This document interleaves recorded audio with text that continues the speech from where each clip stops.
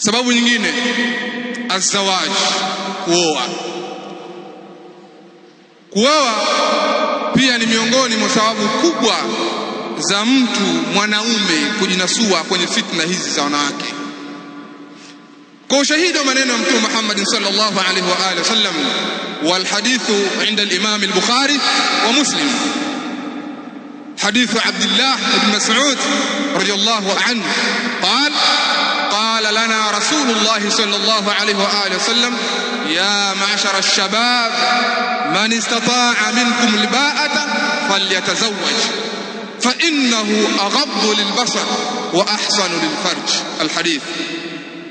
ثم صلى الله عليه وآله وسلم amezungumza kwa uwazi kabisa kwa kuwaita vijana, ya ma'shara shabab, enye kundi la vijana. Wazee pia wanahusika, wametajwa vijana kwa maana maalum, lakini wazee pia wanahusika. Man istata'a minkum liba'ata falyatazawwaj, yoyote katika nyinyi, yoyote miongoni mwenu atakayekuwa ana uwezo wa gharama za ndoa aoe. Fa innahu aghaddu lilbasar wa ahsanu lilfarj, kwa hakika mambo yalivyo, hiyo ndoa aghaddu lilbasar, inaikinga mno jicho.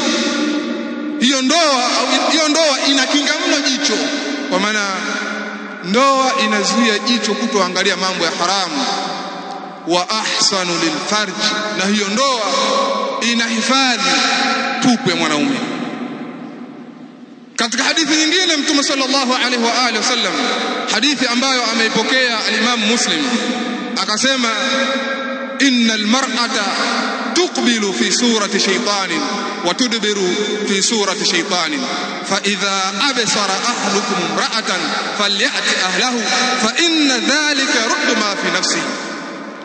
Mtume sallallahu alaihi wa alihi wasallam anasema, hakika mwanamke anakuja kwa sura shaitani na anarudi kwa sura shaitani.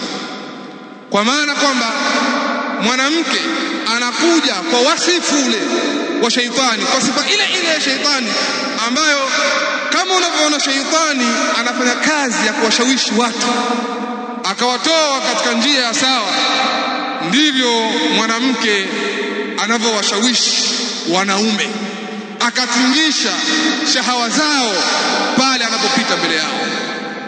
Mtume sallallahu alaihi wa alihi wasallam akatoa mwongozo kwamba fa idha absara ahlukum imra'atan, pindi mmoja wenu atakapomuona mwanamke barabarani alafu akaingiwa na kitu moyoni, falyati ahlahu, basi amwendee mkewe na akakidhi haja. Fa inna dhalika yaruddu ma fi nafsi, kwa hakika hilo linarejesha kile ambacho kipo ndani ya moyo wake. Sasa mushkili unakuja kwa mtu ambaye hana mke, barobaro, hajaoa, anakwenda wapi? Akishaona hali kama hii na hana mke nyumbani, itakuwaje? Kwa hiyo tunagundua ndoa ni miongoni mwa mambo ambayo yanamkinga mtu na fitna hizi za wanawake. Na mnafahamu nyinyi kwamba dunia hii ya leo sio dunia ya zamani.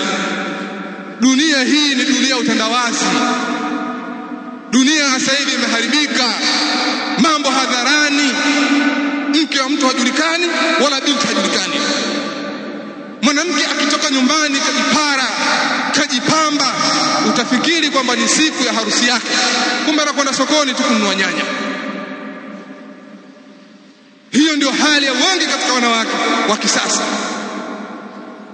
Na sisi tunaishi kwenye dunia hiyo, hatupo mbinguni, tupo humu, tuzunguka masokoni, mashambani, mitaani, na hawa wanawake wapita huko tunakutana nao. Sasa hali hii, wewe huna mke, unafanyaje?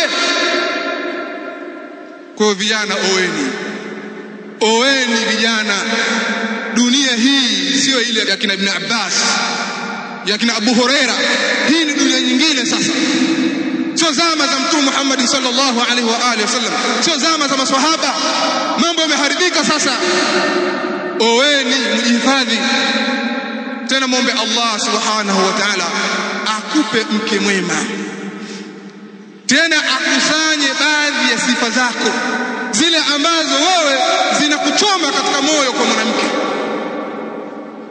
Muombe Allah subhanahu wa ta'ala akupe mwanamke wa aina hiyo ili upate utulivu. Hata akikusanya sifa zako 2 au 3 yatosha. Muda wa kuwa ni mcha Mungu, anajihifadhi, anamwogopa Allah subhanahu wa ta'ala, kwa sababu huwezi kumpata mwanamke kwenye dunia hii yule ambaye amekusanya sifa zako zote. Na hili lipo kwa baadhi ya fikra za vijana.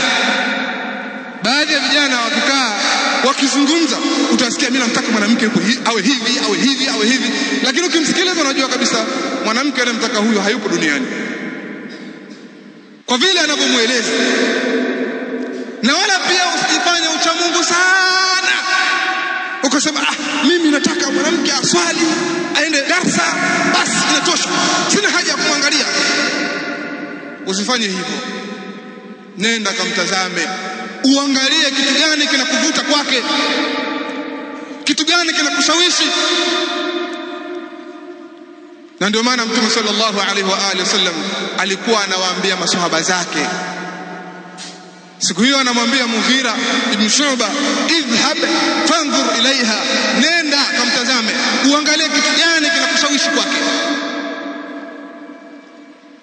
Kwa lazima ufanye hivyo, usijitie ucha Mungu ukasema kwamba mimi akiswali akijihifadhi na kwenda darasa yatosha, hakuna haja ya kumwangalia. Utakuja kujilaumu, kwa sababu huenda ukazungumza maneno hayo kwa sababu umezidiwa, lakini baada ya miezi 3, miezi 4, mwaka, kila ukimtazama mkeo utajilaumu, kwa sababu itafikia mahala ukikaa naye kama vile umekaa na bibi yako barazani, wenyewe mpiga story, unahisia naye, alafu utaanza kuwasumba watu. Sasa mashekhe, unajua mimi nimevumilia sana, lakini naona sasa hapa nilipofika nishafika mwisho, maana nitavunja haki za Allah na haki za mke, sasa bora naachana naye. Tayib, cha Mungu umeisha. Kwa hiyo lazima haya yachungwe.